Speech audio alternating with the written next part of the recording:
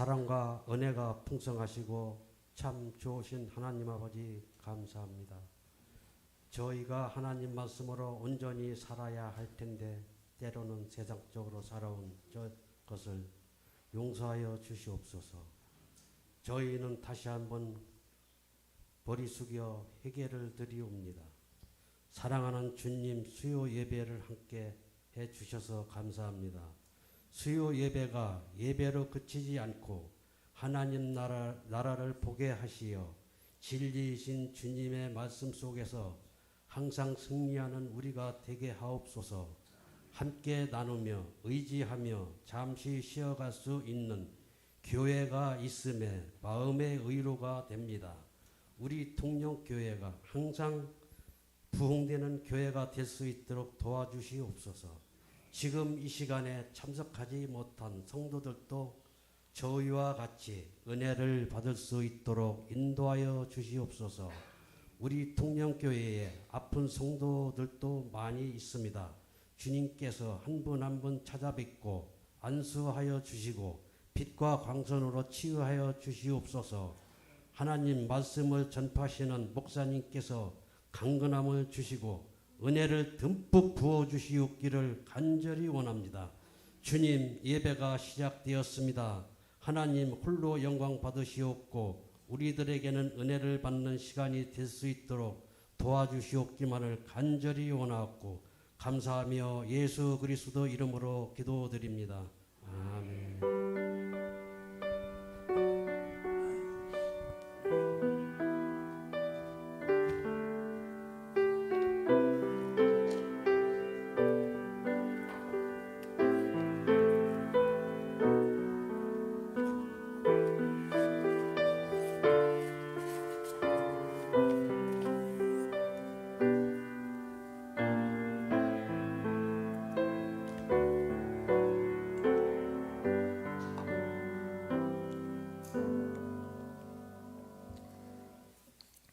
네, 먼저 옆에 분들 인사 나누시겠습니다.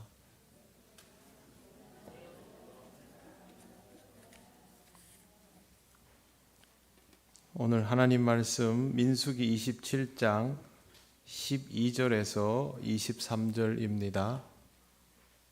구약 성경 243쪽입니다. 민수기 27장 12절에서 23절입니다.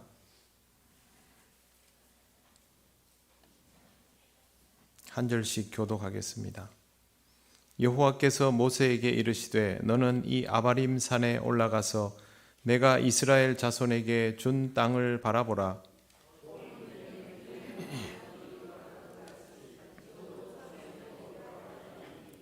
이는 신광야에서 회중이 분쟁할 때에 너희가 내 명령을 거역하고 그 물가에서 내 거룩함을 그들의 목전에 나타내지 아니하였음이니라. 이 물은 신광야 가데스의 무리바 물이니라.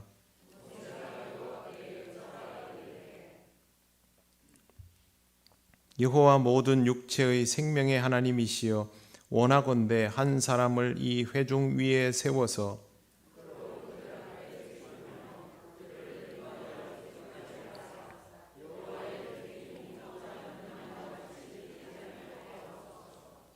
여호와께서 모세에게 이르시되 눈의 아들 여호수아는 그 안에 영이 머무는 자니 너는 데려다가 그에게 안수하고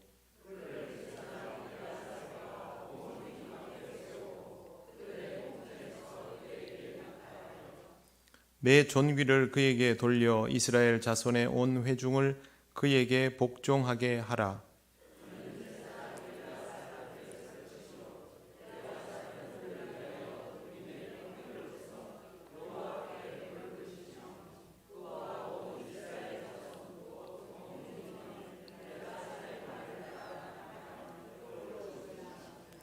모세가 여호와께서 자기에게 명령하신 대로 하여 여호수아를 데려다가 제사장 엘르아살과 온 회중 앞에 세우고 그에게 안수하여 위탁하되 여호와께서 모세에게 명령하신 대로 하였더라. 아멘. 기도드리겠습니다. 하나님 감사합니다. 오늘도 하나님 주신 이 말씀을 우리가 함께 읽고 뜻을 알아가려 합니다. 하나님 아버지, 이 시간을 통하여 말씀을 깨닫는 은혜가 있도록 우리 모두에게 역사하여 주옵소서. 예수님 이름으로 기도드립니다. 아멘. 네, 오늘 말씀은 민수기 중에서 또 출애굽 여정에서 굉장히 중요한 부분입니다. 여호와께서 모세에게 이르시되 너는 이 아바림 산에 올라가서 내가 이스라엘 자손에게 준 땅을 바라보라 라고 기록되어 있습니다. 아바림 산의 또 다른 이름은 느보산입니다. 느보산 비스가봉에서 모세가 이제 마지막 시간을 맞이하게 되는데요. 이 느보산은 아바림이라는 산 안에 포함된 봉우리라고 또 볼 수 있습니다. 우리는 보통 산맥이라고 하지만 큰 산 덩어리를 아바림이라고 불렀고 그 가운데에 느보산이 있었습니다. 이곳은 요단 동편 모압 경내에 위치하고 있었고 여기에 올라서면 가나안 전체를 볼 수 있었습니다. 하나님께서 모세에게 아바림 산에 오르라고 하면 일반적인 생각으로는 이제 정복하게 될 가나안 땅을 보게 하신 것으로 받아들일 수도 있습니다만 하나님이 모세를 부른 이유는 그것이 아니었습니다. 13절 보시면 본 후에는 내 형 아론이 돌아간 것 같이 너도 조상에게로 돌아가리니 라고 되어 있습니다. 이 말은 너도 아론처럼 곧 죽게 될 것이다 라는 뜻입니다. 이게 시한부를 하나님으로부터 직접 들으면 기분이 어떨까 모르겠습니다. 굉장히 당혹스러울 것이라고 생각을 합니다. 우리는 이 구절을 그냥 아주 쉽게 넘길 수 있지만 실제로 이 구절은 결코 쉽게 넘길 수 있는 구절이 아닙니다. 아론이 여정 중에 하나님께서 이렇게 말씀하시고 세상을 떠났습니다. 그리고 지금 하나님이 똑같은 방식으로 모세에게 이렇게 이야기를 하고 있고 모세는 이 이야기를 듣고 나서는 이제 내가 죽을 날이 얼마 남지 않았구나 라고 받아들여야 하는 상황입니다. 아론은 출애굽 여정에서 굉장히 중요한 인물이었습니다. 하지만 모세만큼은 아니죠. 중요하지만 절대적이지 않은 인물이 아론이었다면 모세는 중요하고 절대적인 인물입니다. 모세를 빼버리면 출애굽 여정 자체가 성립되지 않는다 해도 과언이 아닙니다. 제가 질문을 하나 드려보겠습니다. 하나님께서 이스라엘 백성 중에 딱 한 명만 가나안에 들여보낸다고 하면 여러분 누구를 보낼 것 같습니까? 모세 아니겠습니까? 냉정하게 봐도 그렇지 않습니까? 하나님이 가나안 땅에 누군가 한 명만 들여보낸다고 한다면 모세보다 적임자는 없습니다. 그런데 하나님께서 그 모세에게 너는 여기까지다 라고 말씀하고 있는 것입니다. 하나님은 이유를 이렇게 말씀하십니다. 14절을 보시면 이는 신광야에서 회중이 분쟁할 때 너희가 내 명령을 거역하고 그 물가에서 내 거룩함을 그들의 목전에 나타내지 아니하였음이라. 이 물은 신광야 가데스의 무리바 물이니라. 이스라엘 자손이 신광야에서 머물게 됐을 때 르비딤에 이동해서 장막 쳤는데 거기 물이 없자 백성이 모세에게 대들었던 일이 있습니다. 그때 모세가 이제 백성이 계속 원망을 하니까 하나님께 하소연을 했고 하나님께서 홍해를 가르던 그 지팡이를 가지고 반석을 치라고 했는데 모세와 아론이 그냥 하지 않고 너희여 들으라 우리가 너희를 위하여 이 반석에서 물을 내랴 하고 말을 하고 반석을 내리쳤습니다. 여호와께서가 되었으면 말 한마디입니다. 여호와께서가 되었으면 괜찮을 일을 우리가 라고 하면서 이게 모세에게는 돌이킬 수 없는 큰 과오가 된 것입니다. 그때 하나님께서 모세와 아론에게 이렇게 말씀하셨습니다. 너희가 나를 믿지 아니하고 이스라엘 자손의 목전에서 내 거룩함을 나타내지 아니한 고로. 모세와 아론이 하나님께서 하신 행위는 그대로 했지만 주어가 여호와께서가 아니라 우리가가 되어버리는 순간 이것은 하나님에 대한 불신이라고 말씀하신 것입니다. 또한 이렇게 하면 이스라엘 자손 앞에서 거룩함을, 하나님의 거룩함을 드러내지 않는, 반대로 얘기하면 하나님의 거룩함을 가리는 행위가 되어버렸기 때문에 너희는 이 회중을 내가 그들에게 준 땅으로 인도하여 드리지 못하리라 라고 하나님께서 그 자리에서 말씀하셨고, 그게 지금 현실이 되고 있는 것입니다.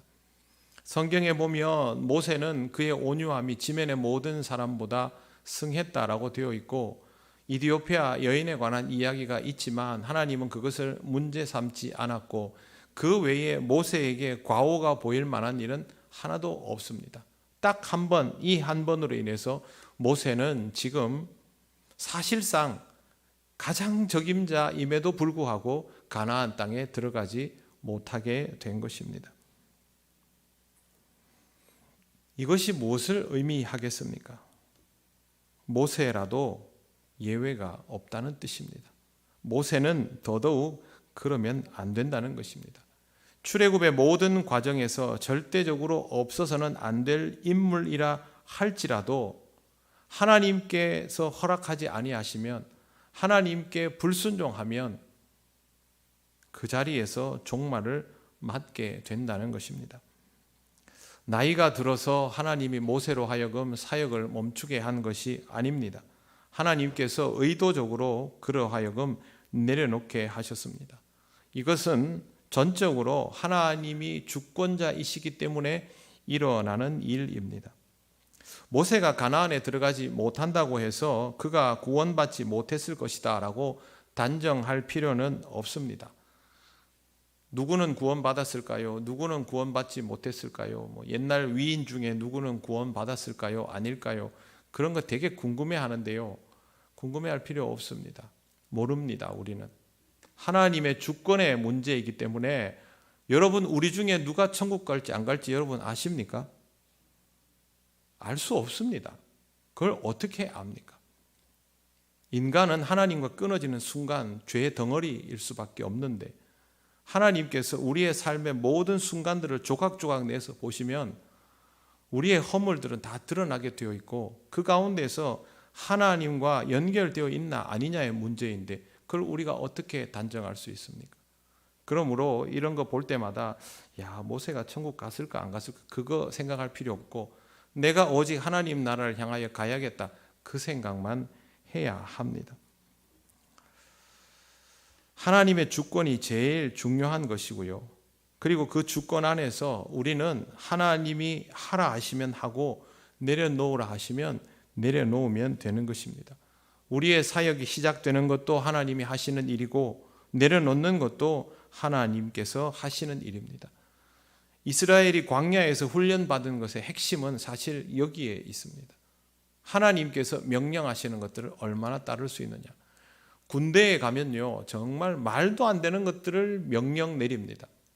그래서 처음에 군에 가면 도대체 왜 이런 것들을 명령을 하고 나한테 왜 이런 것들을 시키느냐라는 생각을 정말 하루에 100번도 넘게 합니다. 그런데 그 훈련이 사실은 전장에서 진격 앞으로 후퇴 이걸 따를 수 있도록 하기 위한 사전 훈련입니다. 하나님께서 이스라엘 백성에게 광야 생활을 경험하게 하시는 것은 하나님께 무조건 순종할 수 있는 태도를 몸에 배이게 하시기 위해서 그렇게 하신 것이고, 거기에는 예외가 없습니다.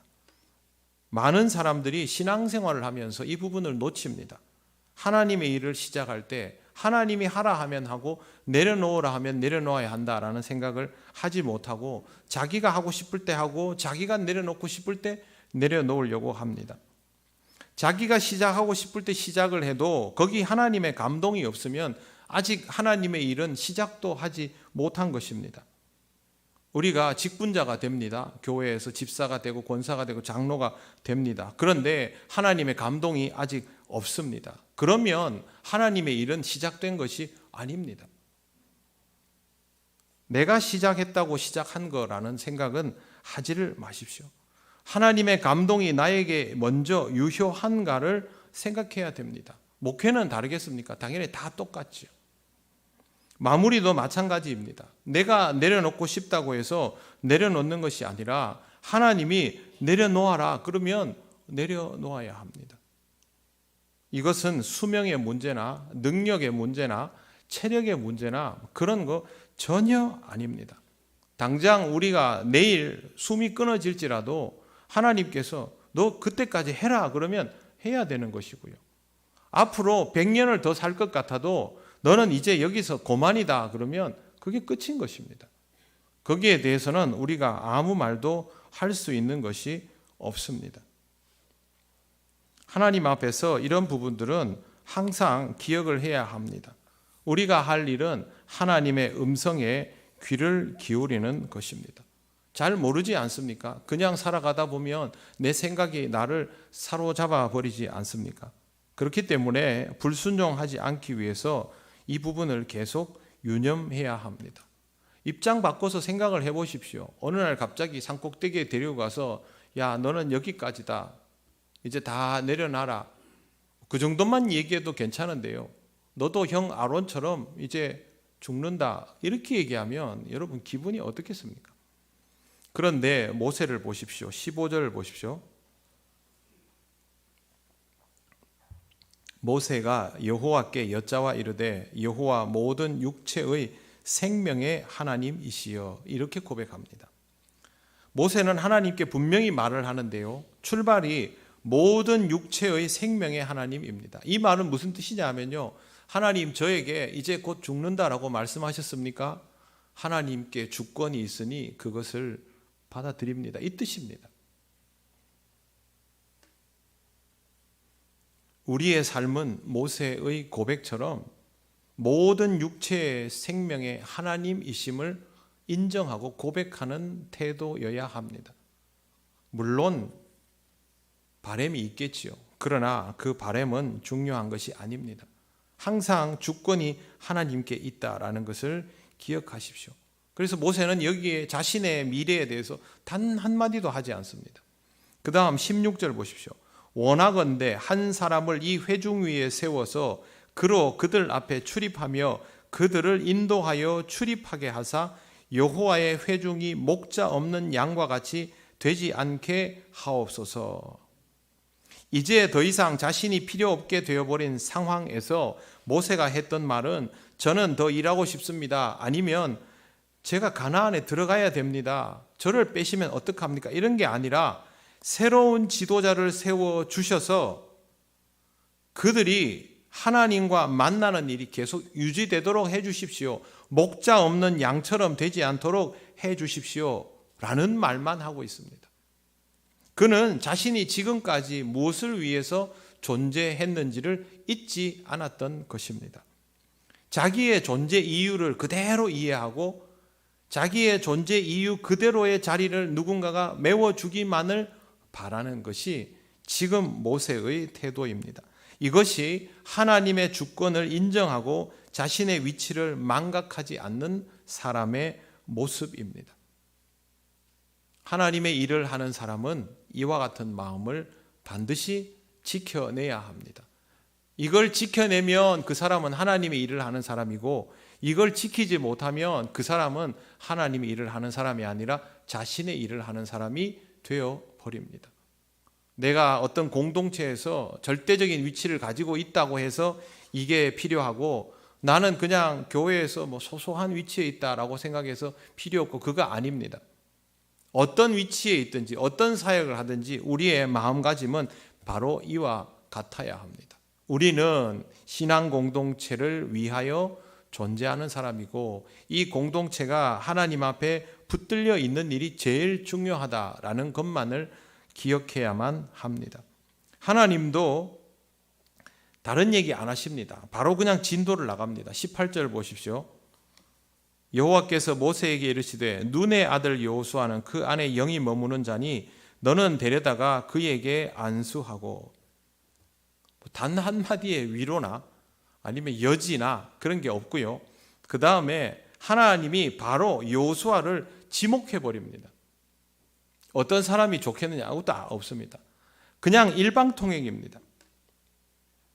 모세가 지목하지 않았습니다. 모세의 판단은 여기에서 전혀 용납되지 않고 있습니다.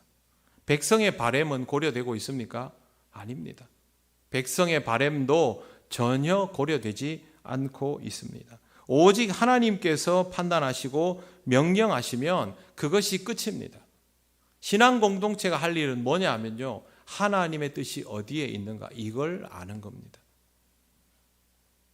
여러분, 이 구조가 지금부터 3300년 전, 3400년 전 이스라엘이 광야의 이스라엘 공동체에게는 필요하고 지금 이 시대에는 필요하지 않은 구조일까요? 그때는 하나님께서 모든 것들을 일방적으로 말씀하시고 백성은 들어야 하는 시대였다면 지금은 그렇게 하지 않아도 되는 시대일까요? 아닙니다. 지금도 똑같습니다. 하나님의 역사와 그 역사 앞에서 백성이 가져야 할 태도는 똑같습니다. 왜 그러냐 하면 하나님의 주권이 그때나 지금이나 조금도 달라지지 않았기 때문입니다. 그러나 사람들은 그렇게 생각하지 않습니다. 교회 공동체 안에서 지도자를 세우는 일을 사람이 하는 일로 생각을 합니다. 그것은 그 공동체에서 지도자로 오래 생활했던 사람이나 그 공동체의 회중이나 다 똑같습니다. 오래 생활했던 지도자는 자기가 원하는 모양의 지도자를 세우려고 하고, 또 회중은 회중대로 자기들이 원하는 지도자를 데려오려고 합니다.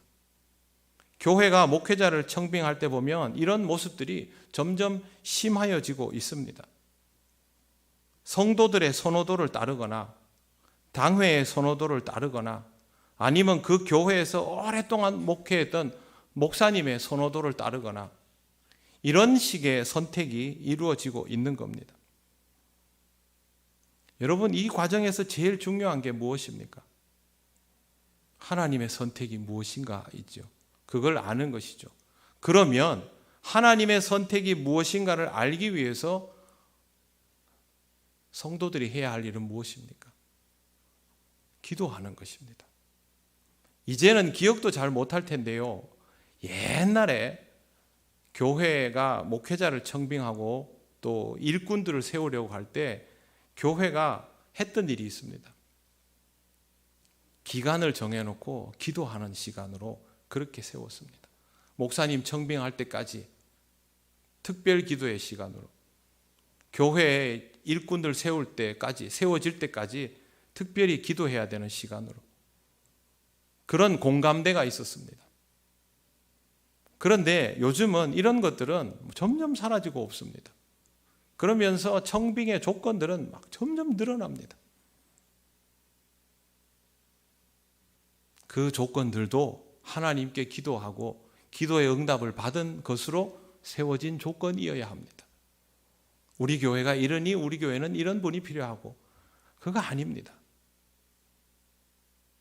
여러분, 이 시대의 교회들이 굉장히 다양하다고 해서 각각의 교회에 세워지는 목회자들이 다 다양해야 할까요? 그럴 리가 있겠습니까? 다 주님의 몸된 교회인데. 결국에는 다 똑같습니다. 하나님의 말씀에 순종하고 그리스도의 성품을 본받아 성도들을 품어갈 수 있고, 하나님의 뜻을 잘 들으며 성도들에게 그것을 전달하고 함께 갈 수 있는 목회자면 어느 교회든 다 되는 것이고, 그게 아니면 다 안 되는 것이고, 그러면 우리가 할 수 있는 일은 무조건 하나님께 묻는 것밖에 없죠. 모세가 듣던, 여호수아가 듣던, 제사장 엘르아살이 듣던, 60만 이스라엘 회중이 듣던 똑같습니다. 할 수 있는 일은 하나님이 말씀하시고 그 말씀을 듣고 따르는 것밖에 없습니다. 지금 이스라엘 백성이 뭘 합니까? 하나님께서 여호수아다라고 알려주시면 아멘 하는 것밖에 더 있습니까? 모세도 마찬가지입니다. 이러한 것들을 말씀 속에서 보면 그것을 듣고 받아들여가는 것이 중요합니다. 하나님이 모세에게 후계자를 임명할 수 있는 기회를 조금도 주시지 않고 있지 않습니까? 그런데 왜 이 시대의 교회들 중에 목회자들이 자기 후계자를 자기가 지목하려 듭니까? 그러면 안 되죠. 본인이 세운 교회라도 안 되지요. 하나님이 세우라고 하시지 않으면 그 교회 세울 수 있습니까? 내가 이 교회에서 50년간 사역을 하고 나 아니면 안 되는 교회였다고 할지라도 그러면 안 됩니다. 반드시 이와 같은 일들은 하나님께 물어야 합니다. 그래서 목회자를 새로 청빙하거나 교회 일꾼을 세우거나 하면 누가 따로 말하지 않더라도 일꾼이 세워지는 그 자리까지, 그 기간까지 교회는 더 절박한 마음으로 기도하는 시간이 되어야 합니다. 그래야 하나님이 말씀하시면 그것을 모두가 함께 알아듣고 성령이 하나 되게 하신 것을 힘써 지켜가면서 그렇게 나아가지 않겠습니까? 하나님이 모세에게 너의 후계자는 여호수아다. 그러면 모세가 백성에게 나는 이제 끝났습니다, 여러분. 저는 이제 아론을 따라서 조상에게로 갈 겁니다. 백성들의 마음은 어떻겠습니까? 안 됩니다. 내 후계자는 여호수아입니다. 여호수아가 그걸 어떻게 하겠습니까? 그런 마음 안 들겠습니까? 여호수아도 얼마나 두려운 마음으로 임했습니까? 그러나 이 백성이 해야 할 일은 하나밖에 없지요. 전달되면 알겠습니다 하고 받아들이는 겁니다. 이게 바로 신앙 공동체입니다. 항상 우리 모두의 태도는 하나님의 음성을 듣는 것에서부터 출발한다는 것을 꼭 기억하시길 바랍니다. 그리고 그것을 우리가 같이 들어야 됩니다. 그래야만 하나님께서 우리에게 말씀하신 것들에 대한 영적인 공감대가 이루어지는 것이죠. 우리가 같이 기도하고 사모하는 마음을 가지고 기다리고 있는 일들은 하나님이 우리에게 말씀하시면 우리가 두말할 것 없이 순종하며 따르게 되어 있습니다. 그러나 우리가 기도하지 않는다면, 말씀에 대한 승복이 안 되어 있다면 하나님이 말씀하셔도 누군가는 따르고 누군가는 따르지 않고 이런 상태가 되어버리는 것이죠. 이스라엘의 분열은 항상 거기에서 일어났던 것이고요.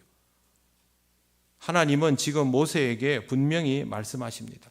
어떠한 여지도 허락하지 않고 하나님이 직접 모세의 후계자를 말씀하셨고 모세는 지금 그것을 따를 수밖에 없습니다. 하나님의 공식은 분명합니다.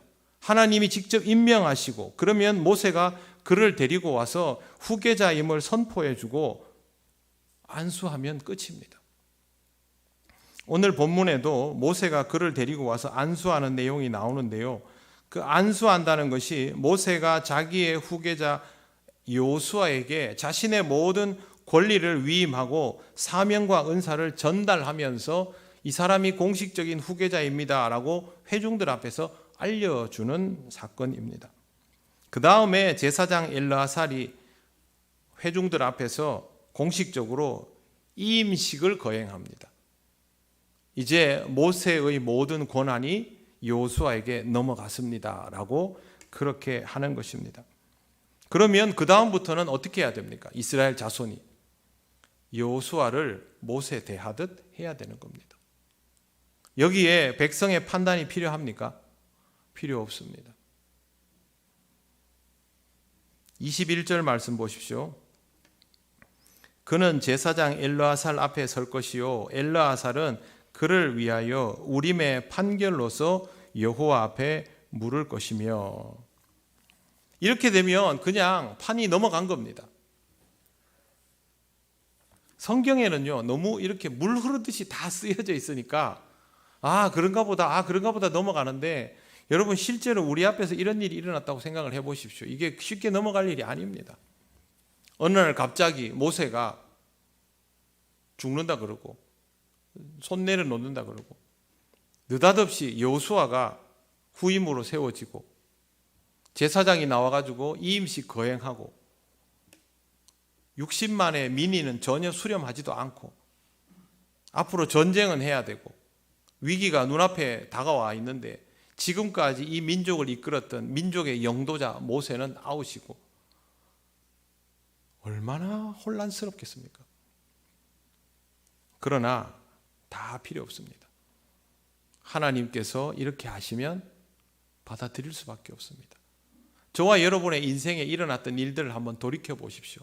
하나님께서 여러분을 어떤 방향으로 이끄시면 뿌리칠 수 있었습니까? 그걸 거부하고 다른 길로 갈 수 있었습니까? 안 되지 않습니까? 똑같습니다. 하나님이 그렇게 하시면 그렇게 가야 하는 것입니다. 대신 하나님은 여호수아에게 필요한 안배를 하시고 이스라엘을 새로운 국면으로 집어넣으십니다. 그게 방금 읽은 본문에 나오는 내용입니다. 제사장 엘르아살 앞에 선다라는 말은요, 모세와는 포지션이 다르다라는 뜻입니다. 모세는 그동안 하나님과 직접 대면하는 인물이었죠. 모세와 하나님 사이에 아무도 없었습니다. 그러나 이제부터 여호수아는 제사장을 통하여 하나님을 만나는 자입니다. 굉장히 큰 변화이죠. 21절에 나오는 그는 제사장 엘르아살 앞에 설 것이요가 바로 그런 뜻입니다. 이것만으로도 모세의 존재감이 얼마나 컸는지를 우리는 알 수 있습니다. 이런 좋은 모세를 놔두고 왜 하나님은 여호수아를 선택하셨는가? 그 하나님 마음입니다. 이제 엘르아살을 통해서 여호수아는 하나님의 뜻을 묻고 들어야 하는 상황입니다. 그런데 여기에 21절 마지막에 보시면 엘르아살은 그를 위하여 우림의 판결로서 여호와께 물을 것이며 이렇게 되어 있습니다. 여기에 나오는 우림의 판결이라는 것은 대제사장이 자신의 의복 중에 일부인 판결 흉패 속에 우림과 둠밈을 넣고 다녔습니다. 그러면 이게 이제 일종의 그 OX처럼 쓰여지는 겁니다. 여호수아가 예를 들어서 이 길로 가는 것이 좋습니까? 아닙니까? 라고 물을 때, 혹은 이번에 출정을 해야 합니까? 아닙니까? 라고 물을 때 모세는 하나님께 가서 직접 물었지만 여호수아는 이제 그렇게 할 수 없기 때문에 엘르아살에게 나가서 묻고, 그럼 엘르아살이 이 흉패 안에 있는 우림과 둠밈을 중에 하나를 꺼내서 OX를 하는 겁니다. 제비뽑기와 같은 형식이지요. 그래서 가라 하면 가고 말라 하면 마는 것인데, 그럼 이거 확률 50% OX 퀴즈 아니냐라고 할 수 있지만 그거 아닙니다. 왜 그러냐 하면 하나님께서 이 방식을 쓰도록 가르쳐 주시고 이 방식을 통해서 답을 주기로 했기 때문에 이건 확률 50%가 아니라 100%의 확률입니다. 신앙적이지 않은 눈으로 보면 50%죠. OX죠. 그러나 하나님이 메시지를 전하는 방식으로 보았기 때문에, 말씀하셨기 때문에 이거는 50%가 아니라 100%입니다. 내가 손을 집어넣으면 이 둘 중에 하나를 꺼낸다. 아닙니다. 내가 손을 집어넣으면 하나님께서 말씀하시는 것만 꺼낼 수 있는 겁니다. 이게 우림의 판결의 위력입니다. 그러니 세상적인 의미의 제비뽑기나 복불복 같은 것으로 절대 생각하지 마십시오. 여러분이 하나님께 뜻을 물으면 여러분이 그 중에서 뭐 이걸 펼치면 나오고, 아니지 않습니까? 우리를 향하신 하나님의 뜻은 하나이지 않습니까? 방식은 달라졌지만 하나님이 이 백성에게 영적 지도자를 통하여 말씀하신다라는 구조는 똑같습니다. 다만 차이는 모세는 정치와 종교가 하나인 지도자였고, 이제부터는 이 둘을 하나님께서 의도적으로 나누셨다라는 것에 차이가 있습니다. 성경에는 우림과 둠밈에 대한 기록이 많이 나오지 않습니다. 왜 그러냐면 이러한 것들을 의도적으로 많이 습관적으로 사용하지는 않았을 것으로 보이기 때문입니다. 사무엘상 23장 9절 이하에 보면 다윗이 사울이 자신을 해하려 하는 것을 알고 제사장 아비아델에게 에봇을 가져오라는 장면이 나오는데, 이럴 때 이제 이거 도저히 모르겠다 할 때 제사장에게 지도자가 요청을 하면 제사장이 하나님께 기도하고 하나님이 주신 답을 꺼내어서 이 지도자에게 보여주는 그런 형태를 취하고 있습니다. 그런데 이런 내용을 보면 볼수록요, 모세의 존재감은 너무도 컸었습니다. 모세는 이런 게 다 필요 없었지 않습니까? 이스라엘 사람들도 모세가 하는 말에 대해서 의구심을 가질 수가 없었습니다. 왜? 그만 하나님과 대면할 수 있었기 때문이죠. 저는 이 말씀을 보면서 그런 생각이 들었습니다. 이제 여호수아는 시작하는 사람인데, 아직도 경험이 부족하고 여전히 광야에 있는데, 가나안에서 정복해야 될 성도 참 많은데, 그러면 하나님께서 모세를 잘못했다고 하셨지만 그래도 하나님이 여호수아 곁에서 모세에게 좀 조언을 하게 해주고 필요할 때 도움이 돼주고 여호수아의 그 흔들림과 두려움을 막아줄 수 있으면 더 좋지 않을까. 저는 성경 말씀을 보면서 그 생각이 딱 들었습니다. 그러나 하나님은 그것을 용납하시지를 않았습니다. 모세가 필요 없다는 뜻입니다. 이스라엘에는 모세가 없으면 안 되는데 하나님은 지금 모세는 더 이상 필요하지 않다라고 말씀하시는 것입니다. 왜 그러냐 하면 신앙 공동체의 미래는 전적으로 사람의 능력이 아닌 하나님의 주권에만 달려 있기 때문에 그렇습니다. 신앙 공동체는 그런 곳입니다. 너무도 존재감이 확실한 사람이 사역을 잘 감당해서 사람들이 전부 그를 의지했다 할지라도 그 공동체는 하나님이 주도하시는 곳이기 때문에 그 사람이 없어도 돌아갑니다. 그 사람이 일을 하는 것이 아니라 하나님께서 일을 하시기 때문입니다. 대한민국에 내노라 하는 유명한 교회들 보면 어떤 큰 달란트가 있는 목사님이 개척을 해가지고 교회를 엄청나게 키워놓고 세월이 가서 그 목사님이 그 자리를 쉽게 내려놓지 않고 자식에게 물려주고 하는 모습을 봅니다. 여러분, 그런 큰 교회들의 특징이 뭔지 압니까? 교인들 자체가 아버지가 아들에게 그 자리를 물려주는 것을 원합니다. 그게 가장 그 교회를 안정적으로 지켜갈 수 있는 방식이라고 생각하는 겁니다. 보통 우리가 밖에서 보면 이해를 못할 일이죠. 그런데 그 거대한 교회가 완전히 다른 스타일의 목사님을 만나면 큰 동요가 일어날 가능성이 높기 때문에 그러한 것들을 최소화시키기 위해서 이전의 목사님을 가장 닮은, 목회의 비전이 제일 비슷한, 따르기가 제일 쉬운 그런 대상을 아들로 생각하는 겁니다. 인간적으로 보면요, 정말 합리적인 방법입니다. 사람들이 뭐라 하건.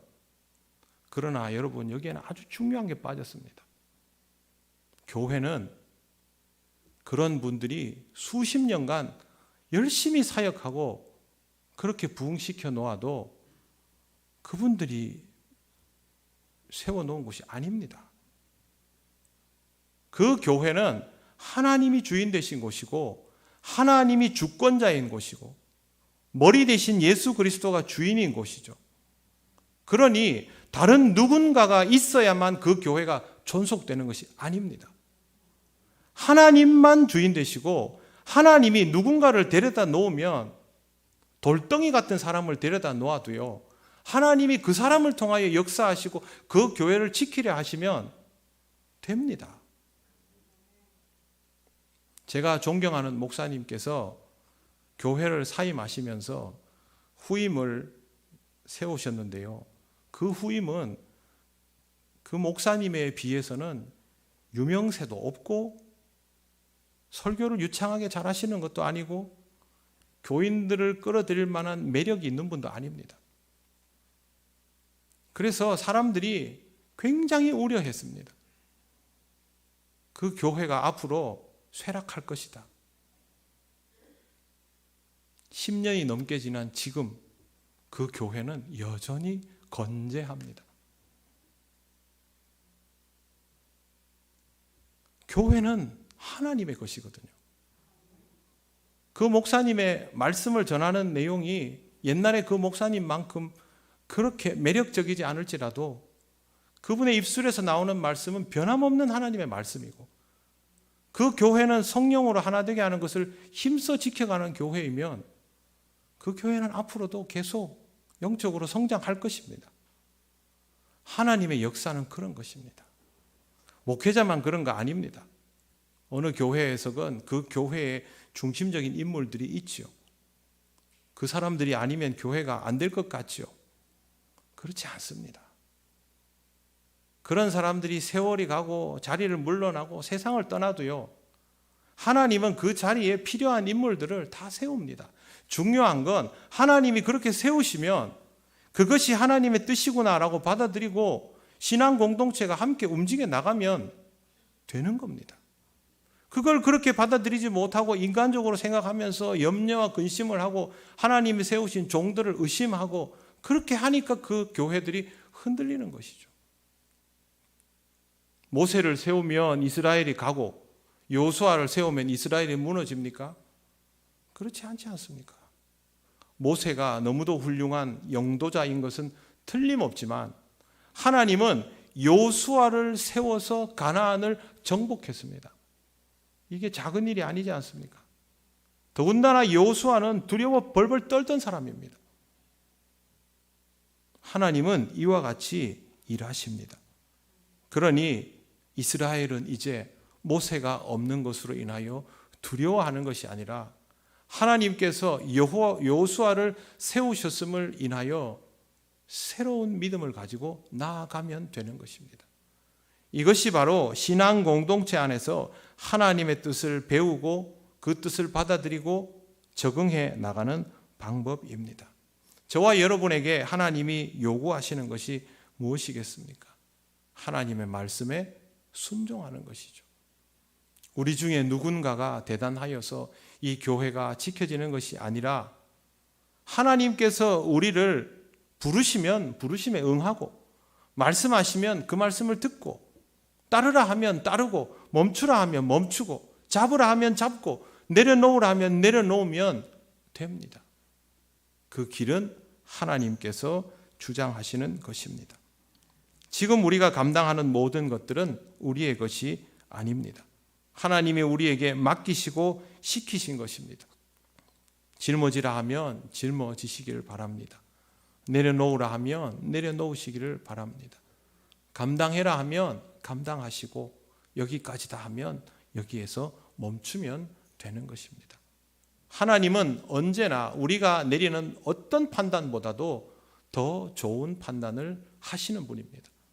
그러니 우리는 우리 자신을 믿을 것이 아니라 하나님을 믿고 우리의 판단을 내려놓고 하나님을 따르는 신앙의 훈련을 거듭함으로 하나님께서 기뻐하시는 여정을 가는 신앙 공동체가 되어야 할 것입니다.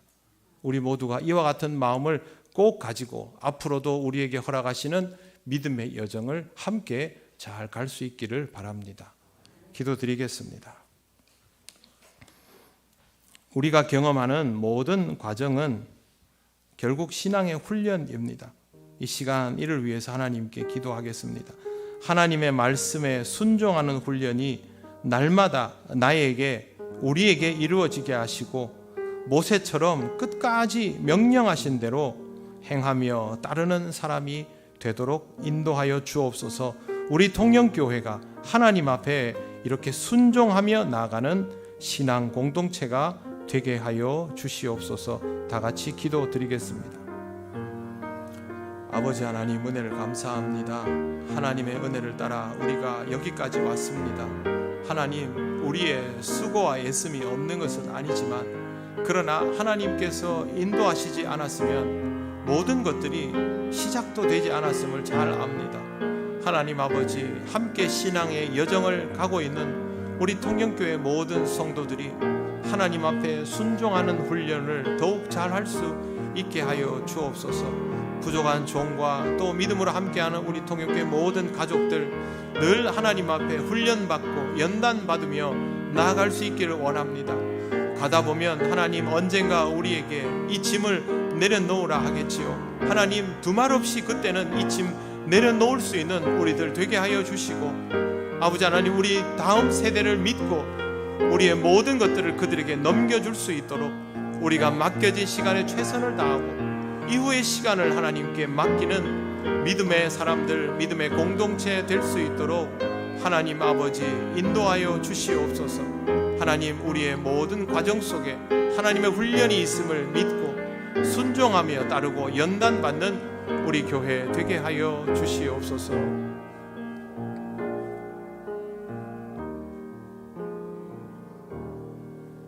하나님, 은혜를 감사합니다. 지금까지의 여정을 하나님 인도하여 주심을 감사합니다.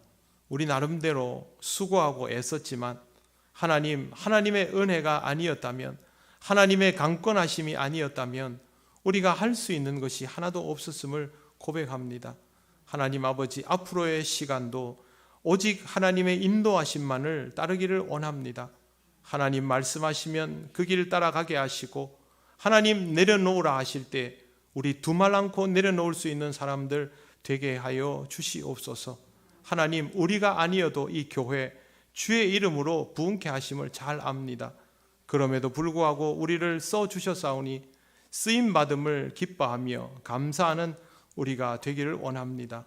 매일매일의 상황 속에서 훈련받고 있음을 기쁘게 여기며 하나님 앞에 연단받으며 이 믿음의 여정 끝까지 함께 나아가는 우리 통영교회가 되게 하여 주시옵소서. 감사드리며 예수님 이름으로 기도드립니다. 아멘.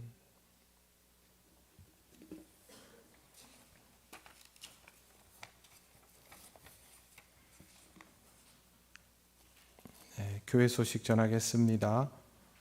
다가오는 주일 2부 예배 후에 정기 재직회로 모입니다. 이번 주 토요일 오전 8시에 일남성교회 수양회가 출발합니다. 일남성교 회원들은 잊지 마시기를 바랍니다. 5월 둘째 주일은 동행주일로 지켜지며 그동안 야외 예배를 드린 것을 대신하여 각 교구별로 동행교회를 찾아가서 그곳에서 함께 예배를 드리기로 하였습니다. 주보에 보면 해당 교구와 동행교회 그리고 담당하시는 장로님들 명단이 있습니다. 제가 교회에다가 목사님께 연락을 드렸고, 또 여러분 교구를 담당하시는 장로님들께서 목사님들과 직접 통화를 하고 그렇게 다 알려드렸습니다. 여러분들도 기도로 준비하시고 이 귀한 시간들을 하나님 은혜로 온전히 체험받을 수 있도록 그렇게 준비를 하시기를 바랍니다. 파워 관계 전도 세미나가 5월 16일 화요일 오전 10시 30분에서 오후 4시까지 우리 교회에서 있습니다. 주최는 국민기독문화선교회이고요. 강사는 반석교회 담임이신 송기배 목사님께서 해 주십니다. 우리에게 열려진 좋은 기회이니만큼 선용하시기를 바랍니다. 김정희 집사님 장남 윤형정군 혼인 예식이 5월 13일 토요일 오전 11시 창원 스카이뷰 호텔 9 LCT 호텔 13층 단독 홀에서 있습니다. 결혼하는 가정 위해서 기도해 주시고 축하해 주시기를 바랍니다. 5월 성경 읽기표는 필경대 위에 준비되어 있습니다. 다른 광고는 주보 참조해 주십시오. 이제 우리가 다 같이 주님께서 가르치신 기도를 올려드립니다. 하늘에 계신 우리 아버지, 아버지의 이름을 거룩하게 하시며 아버지의 나라가 오게 하시며 아버지의 뜻이 하늘에서와 같이 땅에서도 이루어지게 하소서. 오늘 우리에게 일용할 양식을 주시고 우리가 우리에게 잘못한 사람을 용서하여 준 것 같이 우리 죄를 용서하여 주시고 우리를 시험에 빠지지 않게 하시고 악에서 구하소서. 나라와 권능과 영광이 영원히 아버지의 것입니다. 아멘.